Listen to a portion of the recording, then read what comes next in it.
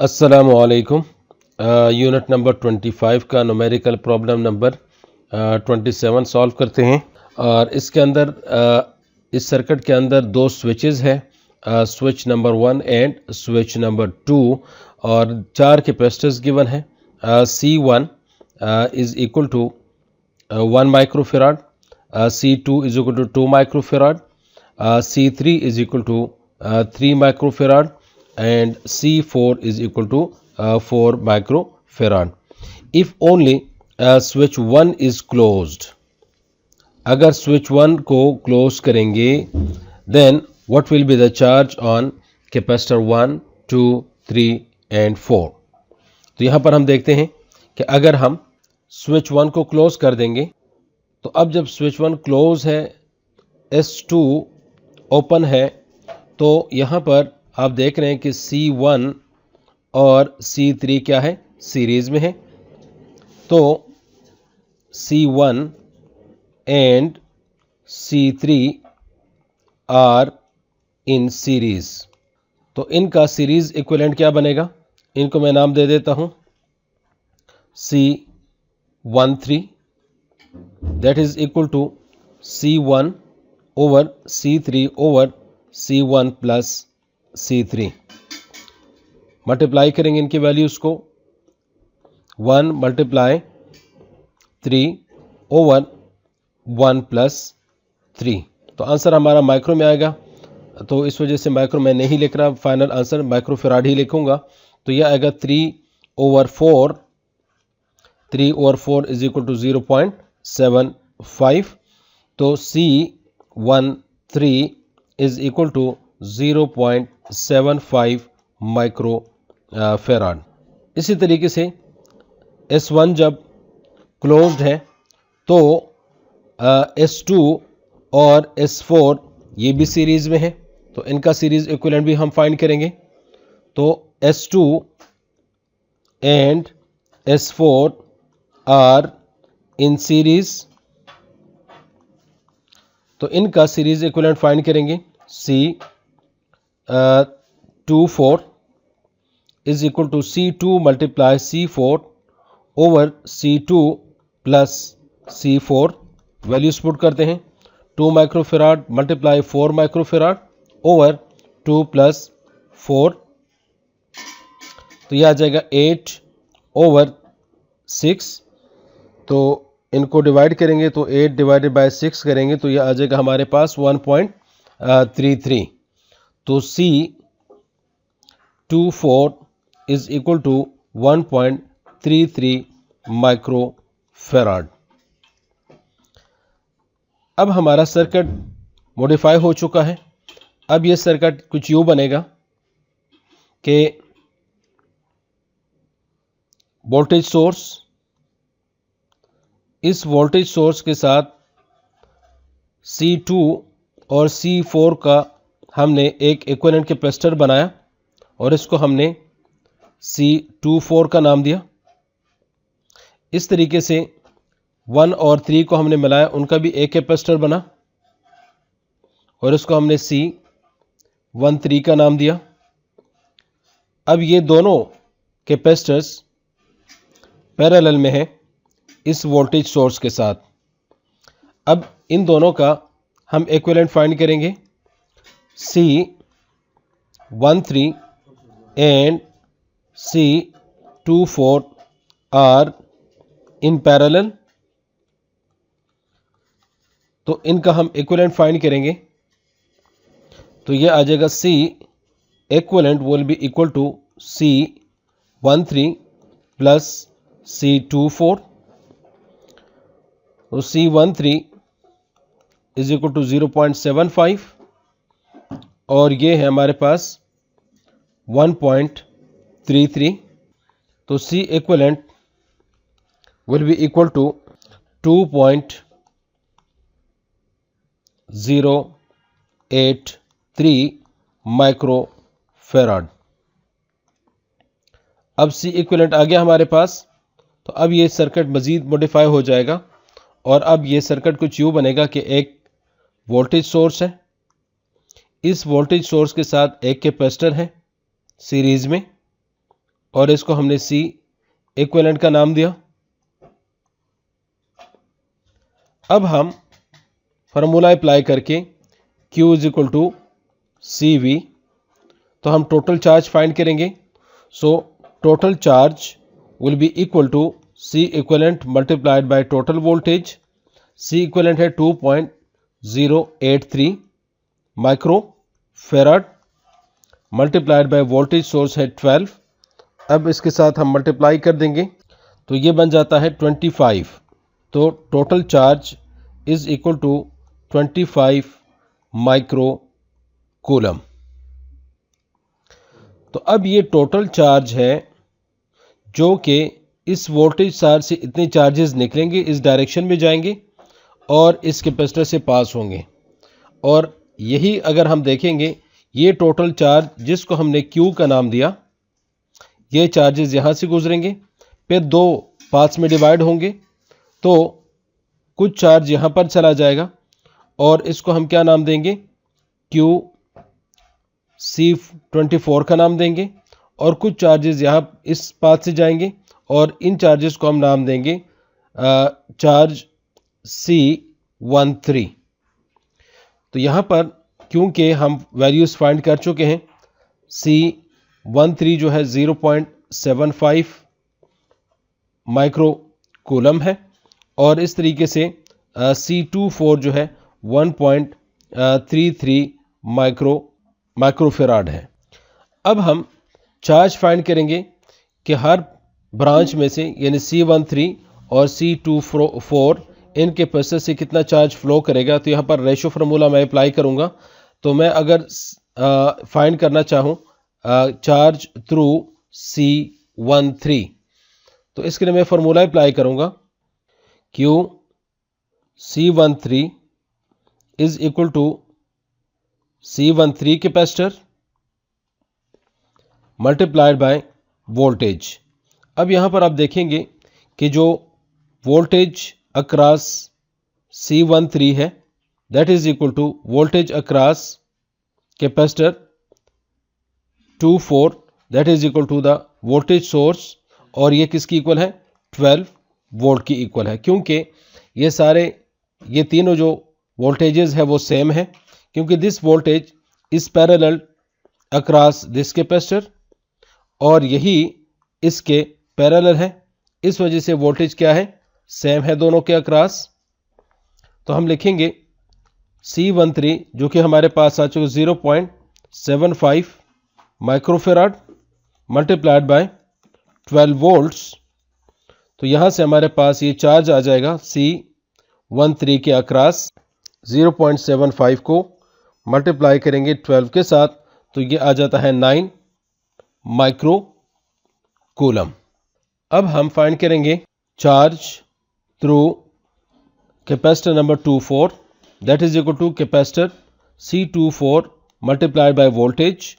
ये कैपेसिटेंस है 1.33 microfarad multiplied by voltage source 12 है। इन दोनों का आप मल्टीप्लाई करेंगे तो ये आ जाता है QC24 is equal to 16 micro coulomb. अब ये जो चार्जेस हमने फाइंड कर लिए QC13 और QC24 यानी कैपेसिटर नंबर 24 और कैपेसिटर नंबर 13 से जो चार्जेस फ्लो कर रहे हैं वो अगर हम डायग्राम के अंदर देख लें कि C13 जो है इसके अंदर 9 माइक्रोकूलम चार्जेस फ्लो कर रहे हैं, तो C13 ये कम्बिनेशन है इन दोनों का। इसका मतलब कि C13 ये वाला पाथ है और यहाँ से कितने चार्जेस फ्लो करें, यहाँ से 9 माइक्रो कूलम चार्जेस फ्लो करें। So charges through capacitor number 1 and equal to charges capacitor number 3। So C13 is equal to QC1 is equal to QC3 is equal to 9 micro coulomb. Similarly ये जो QC24 है that is also equal to QC2 is equal to QC4 is equal to 16 micro coulomb. तो switch 1 जब closed है तो उस वक्त capacitor number 1 में से और कैपेसिटर नंबर 3 में से जो चार्जेस फ्लो कर रहे हैं वो है 9 माइक्रो कूलम, और उस वक्त कैपेसिटर नंबर 2 और कैपेसिटर नंबर 4 में से जो चार्जेस फ्लो कर रहे हैं वो है 16 माइक्रो कूलम। अगर आप इन दोनों को कंबाइन कर देंगे तो ये है 25 माइक्रो कूलम, और ये इस टोटल की इक्वल है जो हमारे पास ये टोटल चार्जेस निकलते हैं वोल्टेज सोर्स से। अब हम आते हैं कि जब हम स्विच नंबर 1 तो क्लोज ही है, अब स्विच नंबर 2 को भी अगर हम क्लोज कर दें। अब ऊपर वाले डायग्राम को दोबारा पे यहाँ पे मैंने रख लिया है। स्विच नंबर 1 क्लोज कर दिया है, अब स्विच नंबर 2 को भी क्लोज कर दिया है। जब स्विच नंबर 1 और स्विच नंबर 2 अब दोनों क्लोज्ड है तो यहां पर आप देख लें अब C1 और C3 आपस में सीरीज में अब नहीं है। इसी तरीके से C2 और C4 भी सीरीज में नहीं है। तो क्योंकि यहां से जो चार्जेस फ्लो कर रहे हैं इसके लिए दो पाथ्स हैं, एक पाथ ये बनता है और एक पाथ ये बनता है। तो इसका मतलब C1 और C2 आपस में क्या है, पैरेलल में है। तो यहां पर मैं लिख लेता हूं C1 and C2 are in parallel, therefore इन दोनों का अब C इक्विवेलेंट जो बनेगा C12 that will be equal to C1 plus C2। यह है 1 microfarad plus 2 microfarad, so this will be equal to C12 3 microfarad. इसी तरीके से जब ये चार्जेस यहां से आएंगे यानी करंट आएगा या चार्जेस आएंगे तो फिर दो पास बनते हैं, तो फिर डिवीजन होती है। तो इसका मतलब यह है कि C3 और C4 ये भी क्या है, पैरेलल में है। तो C3 and C4 are in parallel, therefore C34 will be equal to C3 plus C4, 3 microfarad plus 4 microfarad, तो C34 will be equal to 7 microfarad. अब इस डायग्राम को हम दोबारा ड्रा करते हैं। वोल्टेज सोर्स, इस वोल्टेज सोर्स के साथ C1 और C2 को जब हमने कंबाइन किया उन दोनों का एक कैपेसिटर बना, इनको हमने C12 का नाम दिया। फिर 3 और 4 को पैरेलल में सॉल्व किया, उन दोनों का एक कैपेसिटर बना और उसको हमने C34 का नाम दिया। दोबारा यहां पर देख लें कि ये दोनों C1 और C2 इन दोनों को पैरेलल में सॉल्व किया, इन दोनों के जगह पे हमने एक कैपेसिटर ड्रॉ किया C12। इसी तरीके से C3 और C4 इन दोनों को पैरेलल में सॉल्व किया तो C34 एक और कैपेसिटर बना। अब क्या करेंगे, ये दोनों यानी C12 and C34 are in series, तो इन दोनों को सीरीज में सॉल्व करेंगे तो उसको C इक्विवेलेंट का नाम देंगे। तो C12 multiply C34 over C12 plus C34, values put करेंगे। C12 जो कि हमारे पास आ चुका है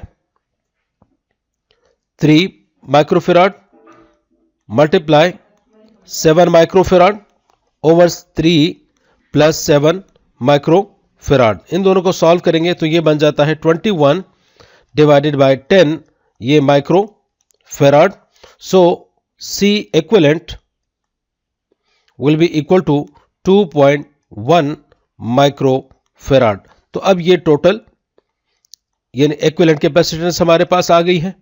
अब हमारे पास ये इस तरह से ये सर्किट बन गए कि एक वोल्टेज सोर्स, इस वोल्टेज सोर्स के साथ इन दोनों को जब हमने कंबाइन किया तो एक कैपेसिटर बना और इसको हमने C इक्विवेलेंट का नाम दिया और उसके वैल्यू हमारे पास आ गए 2.1 माइक्रो फेराड। अब टोटल चार्जेस फाइंड करेंगे। तो total charge Q is equal to CV, C equivalent multiplied by voltage. तो C इक्विवेलेंट है 2.1 माइक्रोफेराड मल्टीप्लाइड बाय 12 वोल्ट्स। तो टोटल चार्ज हमारे पास आ जाएगा 2.1 को मल्टीप्लाई करेंगे 12 के साथ तो ये बन जाता है 25.2 माइक्रो कूलम। तो ये टोटल चार्जेस आ गए हैं। अब ये जो जिसको हमने Q का नाम दिया, ये चार्जेस 25.2 माइक्रो कूलम यहां से निकलेंगे और अब प्रीवियस यहां पर देखेंगे कि यहां से यही चार्ज फ्लो करेगा C इक्विवेलेंट, क्योंकि इन दोनों की कॉम्बिनेशन है। तो that is equal to 25.2 micro coulomb.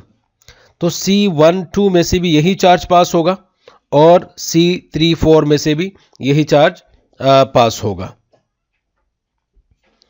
तो C12 जब हम देखेंगे कि C12 पैरेलल है, यहां पर डिवाइड हो जाएगा तो पैरेलल है। जब पैरेलल है तो यहां पर आप देखेंगे C1 और C2 उस चार्ज को जो हमारे पास है इनके अंदर बीच में इनके दरमियान डिवाइड करेंगे।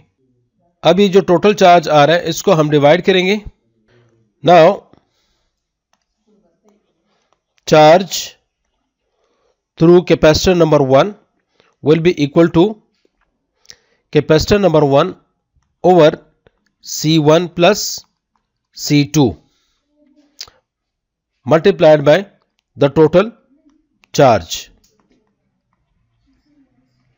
तो अब ये आ जाएगा 1 over 1 plus 2 3 multiplied by 25.2 micro coulomb. यहां पर मैंने रेशो का सहारा लिया तो ये आ जाएगा 25.2 को डिवाइड कर देंगे 3 के साथ तो ये आ जाएगा 8.4।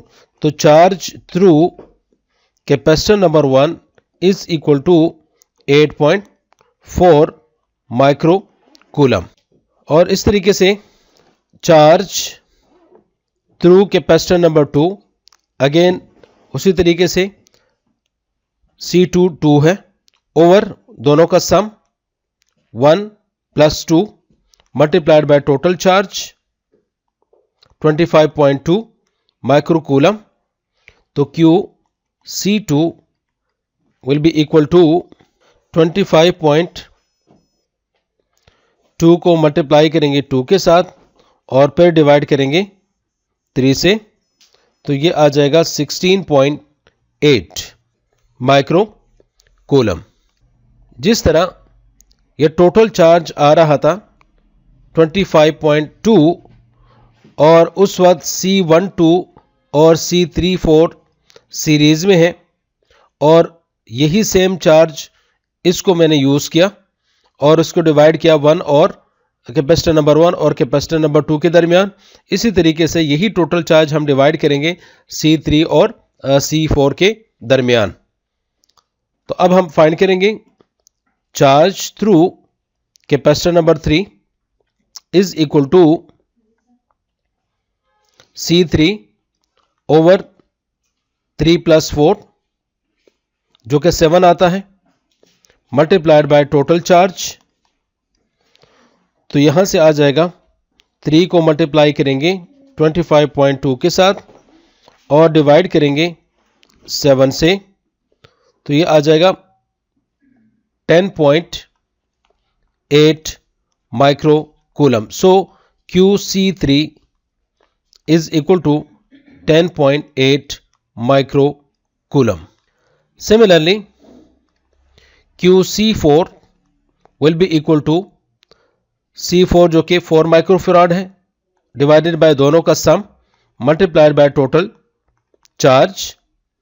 तो अब इनको मल्टीप्लाई करेंगे, 4 मल्टीप्लाई 25.2 और डिवाइड करेंगे 7 से, तो ये आ जाएगा 14.4 microcoulomb. So QC4 is equal to 14.4 microcoulomb. तो ये हमारे पास फाइनल आंसर. तो अब हमारे पास आ गया है कि charge through capacitor number 4 14.4 microcoulomb और charge through capacitor number 3 10.8 microcoulomb. Similarly, charge through capacitor number 2 16.8 microcoulomb and charge through capacitor number 1 8.4 microcoulomb.